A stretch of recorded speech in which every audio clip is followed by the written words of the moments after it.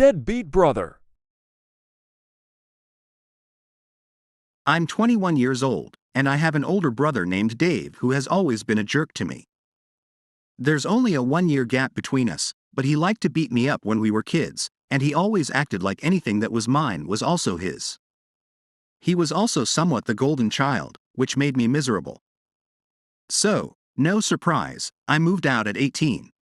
My uncle is now a retired police officer, and he took me in after I left home. He even hooked me up with a decommissioned Crown Vic. I absolutely love that car. I don't know why, but Dave hated the fact I had that car. He drove 3 beater cars into the ground while my Crown Vic kept chugging along.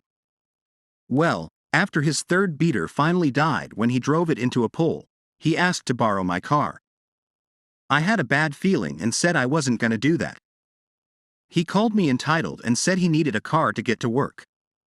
I told him to take the bus because I know how he drives and my Crown Vic was off limits. My parents called me after that and told me to just lend him my car. I said I won't no matter what they say.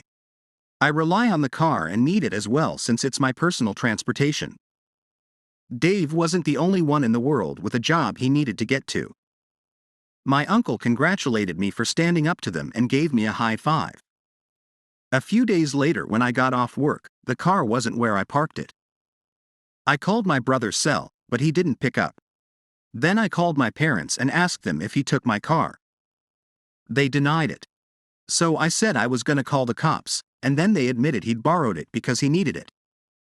I told them he better bring it back right now or I'll have the police looking for him. They called me a jerk and then phoned Dave to bring my car back. He showed back up in the parking lot in my car 20 minutes later. I demanded to know how he stole my car, and he held up a set of police Crown Vic keys he'd bought online.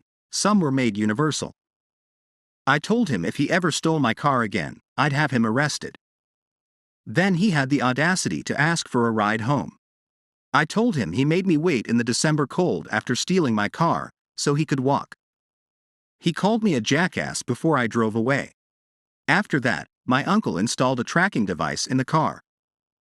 When Christmas Day came, I was celebrating with my family like every year. The roads were cold and icy, so I had to be very careful while driving. By now, you're probably clued in on the title. Yeah, Dave borrowed my car again during the Christmas party. Apparently, he decided he was gonna go pick up a friend and figured I wouldn't notice. But I did when I looked out the front window and saw my car was missing. I pulled up the tracking app and saw he was a few miles away. Then called his cell to yell at him. Everyone at the party saw this and asked what was going on. I said Dave stole my car again. And my uncle confirmed it wasn't the first time. Dave told me over the phone to screw off and he'd be back soon.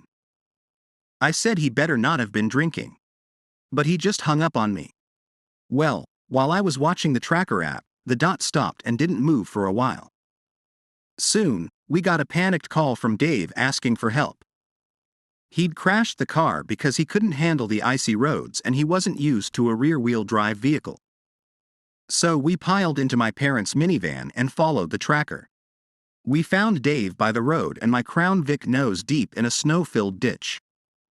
My uncle was furious as it was formerly a car of his department. And I was mad as hell at Dave for stealing my car again.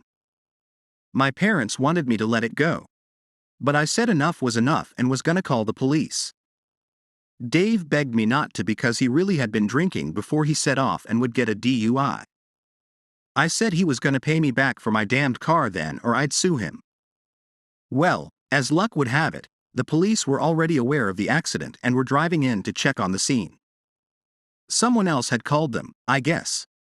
My parents tried to say that I was the one driving the car and they were just there to help me. I said that wasn't true, and my uncle backed me up. In fact, one of the cops that was there recognized my uncle, and they had a chat. Then they went to Dave and asked to see his license, which I then found out was suspended after he'd crashed his previous car.